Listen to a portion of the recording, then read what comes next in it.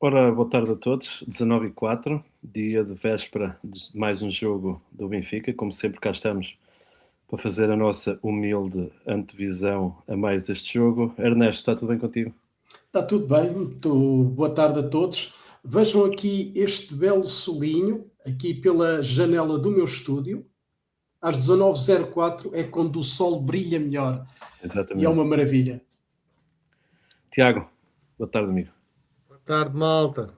Cá estamos para falar do Nacional, que deve ser um jogo. Olha, se fosse um jogo como há uns anos atrás na Era lá, já era top. Uma dupla manita era top. Realmente é nestas razão. O Selinha, pá, isto até dá gosto. Um gajo parece que até anda com outra disposição. Exatamente. Ora, nós vamos falar aqui um bocadinho do Nacional, deixar-vos sempre aquele recado típico, já sabem. Deixem também a vossa opinião, o vosso prognóstico, as rubricas que a gente vai trazendo aqui no programa. Ora, eu despacho já aquilo que estive a ver deste adversário. É um adversário que está avaliado em 22,48 milhões de euros. Um Nacional que, sinceramente, a mim me desilude a posição onde eles estão. Me desilude no sentido de que eu achei sempre que eles nunca estariam nesta posição. Não que goste do clube, que é um clube por qual não nutro qualquer tipo de simpatia, mas a realidade é que estão ali em 15º lugar e estão a lutar pela manutenção, mas é um clube que em 2 jogos com o Porto, 2 jogos com o Sporting e um jogo com o Benfica, perdeu, mas perdeu sempre pela margem mínima, com exceção da recepção ao Sporting, onde perdeu por 4-1.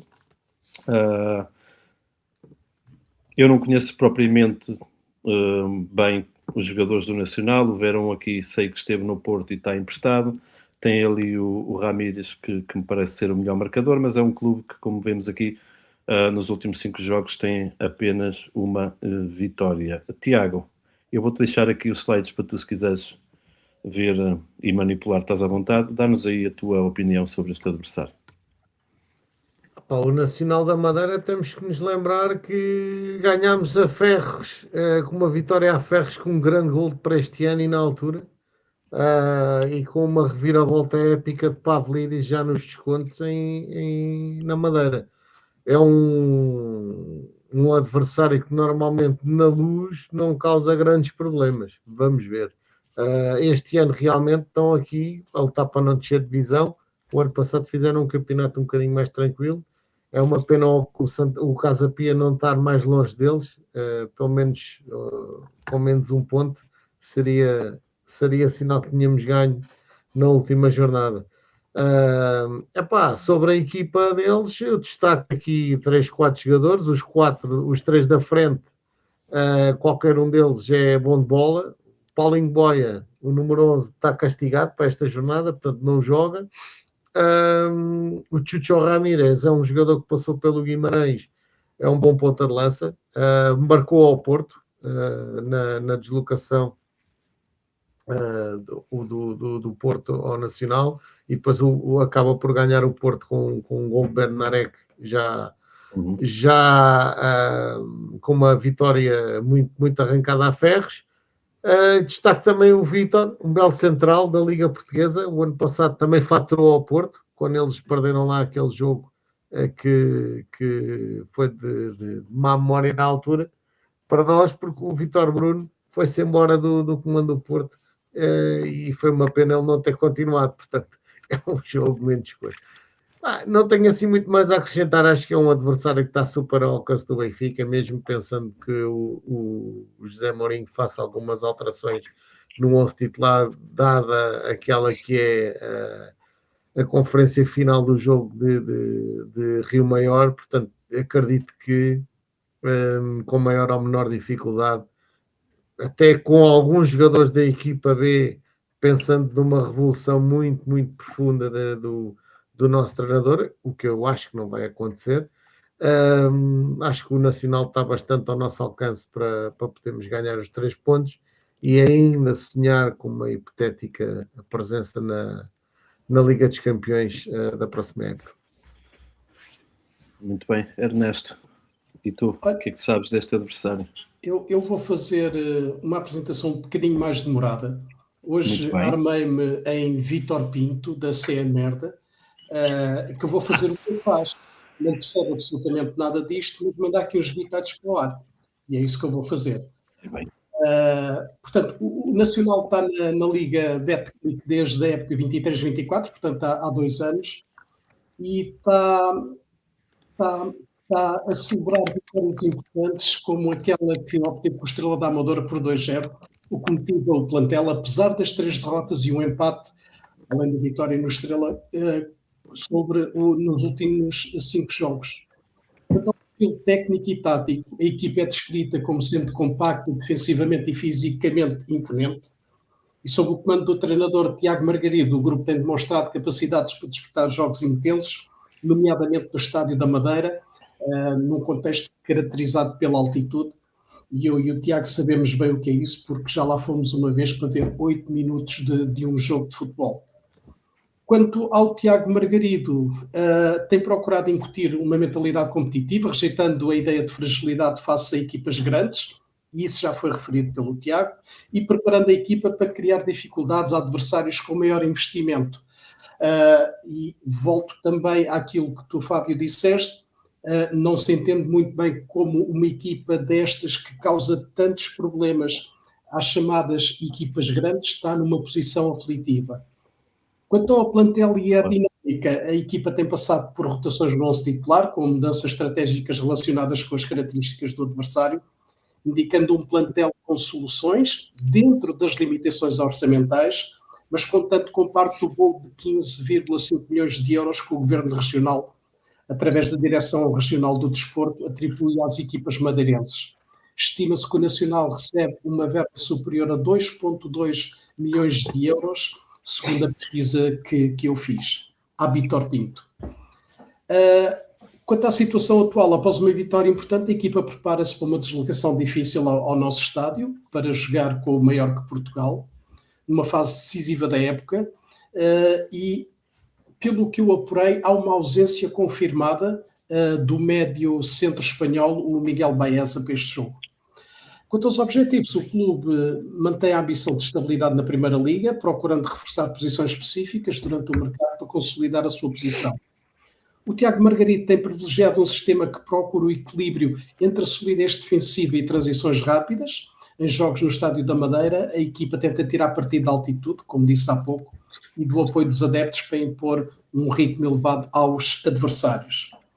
Em resumo, o Nacional da Madeira da época 25-26 é uma equipa aguerrida, com uma defesa sólida e focada em garantir a permanência na Liga Betclic, através de uma abordagem tática disciplinada. Isto foi o apanhado que eu fiz hoje, do tempo que tive, dos jogadores que eu gostaria de destacar. Tenho apenas o Chucho Ramírez, para quem temos que ter um pouco mais de cuidado, e de resto é tudo o que tenho a dizer. Depois dessa dissertação de doutoramento, ao qual te dou desde já os meus parabéns, vamos passar aqui a ver os nossos... Olha, isto parecia uma tese à Fernando Madureira, cara. Sim, isto não foi o Vítor Pinto. Vítor Pinto tem muito que pedalar, o Vítor Pinto, para conseguir ter este nível. Campeão. Ernesto, continuo contigo. Então, vamos aí ao 11 que tu prevês. Sim, o 11 que eu prevejo não é exatamente o 11 que eu gostaria de ver jogar.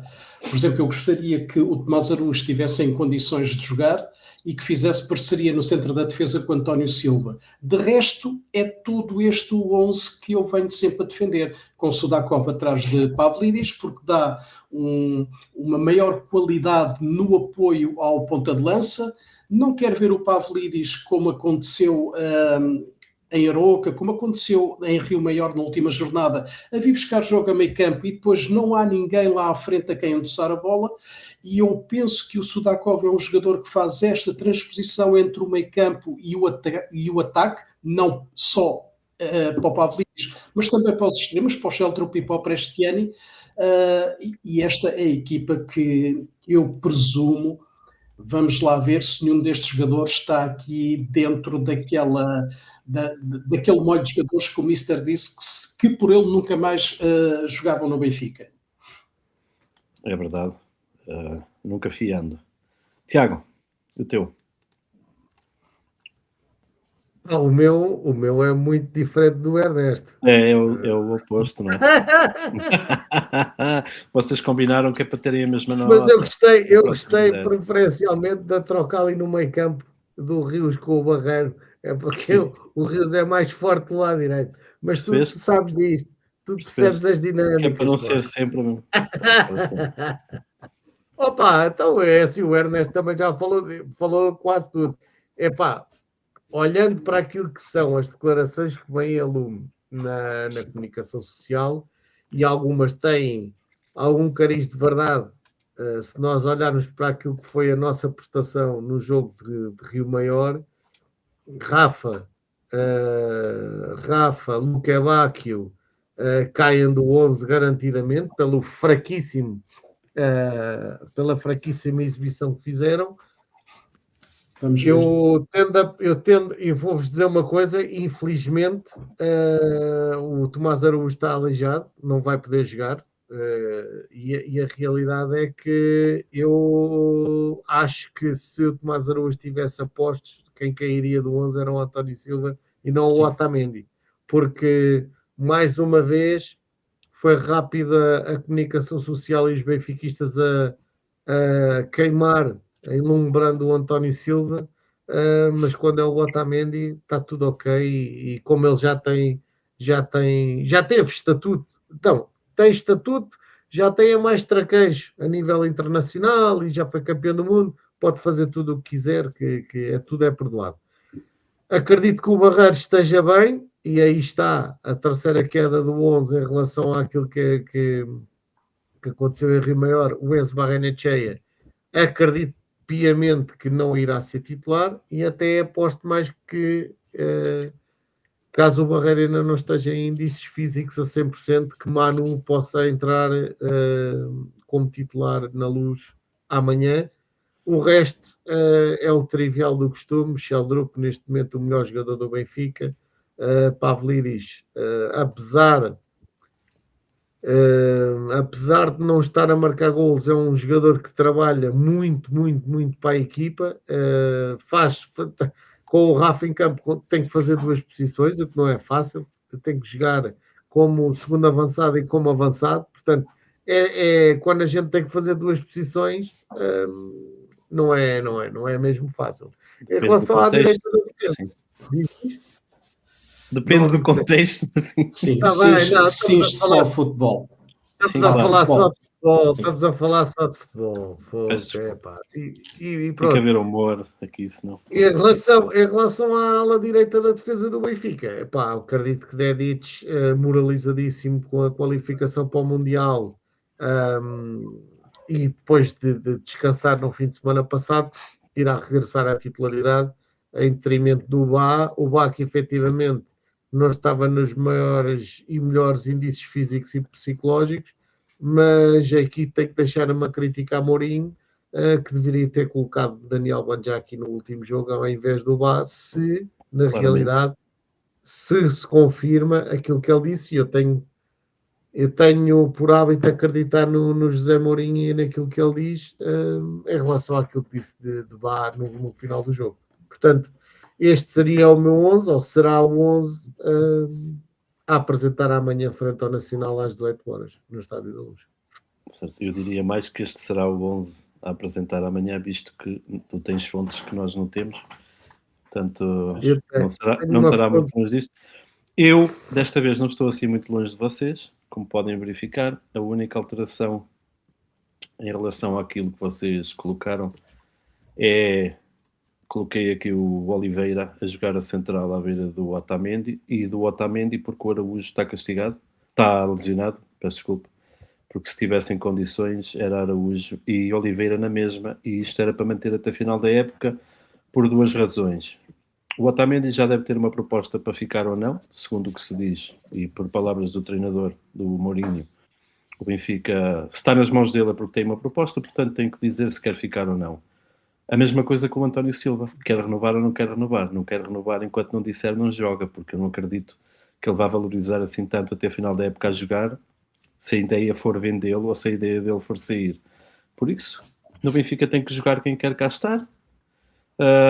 Daí também a minha escolha pelo Sudakov, não só por razões táticas, e eu trouxe aqui no último programa de rescaldo ao empate com o Casa Pia os números do Pavlidis depois que Rafa entrou na equipa, que são uma desilusão autêntica em comparação com os números quando ele jogava com o Sudakov. E portanto eu quero jogadores que queiram mesmo contribuir para o Benfica. O Prestiani de caras, porque nem tem nada a ver a atitude dele com a atitude do Luca Bacchio, e acho que a nível de qualidade também é uma questão de tempo até o Prestiani começar a mostrar que não andará assim tão longe. E depois ali no meio campo mantenho, eu nada contra o Manu, mas acho que neste momento se o Barreiro estiver recuperado, entra de caras no 11, é um jogador que o Mourinho gosta. O Dedic a mesma coisa, depois das declarações que ele disse, que ele falou sobre o Bá, também parece que vai regressar, e mantenho confiança no Pavlidis, justamente por ter ali o Sudakov. Digo já aqui que tenho certas dúvidas que o Mourinho abdique do Rafa a titular, infelizmente. Gostava muito que o fizesse, porque o futebol dele já mostrou que não é suficiente para ser titular neste momento do Benfica, e também gostava muito que os estatutos deixassem definitivamente de jogar no Benfica e que se aproveitasse esta fase péssima para começar a pensar na próxima época e a trabalhar realmente com os jogadores com que a gente quer contar. Ora, visto o 11, vamos aqui aos prognósticos. Eu fiz aqui um resumo. Ernesto, começo por ti. Deste 3-0. Dei 3-0 porque a equipa não anda a carburar aquilo que nós gostaríamos. Eu se calhar tenho uma predileção muito grande pelo Prestiani, depois de tudo aquilo que aconteceu relativamente ao jogo com o Real Madrid, e mais particularmente com o Vini Júnior.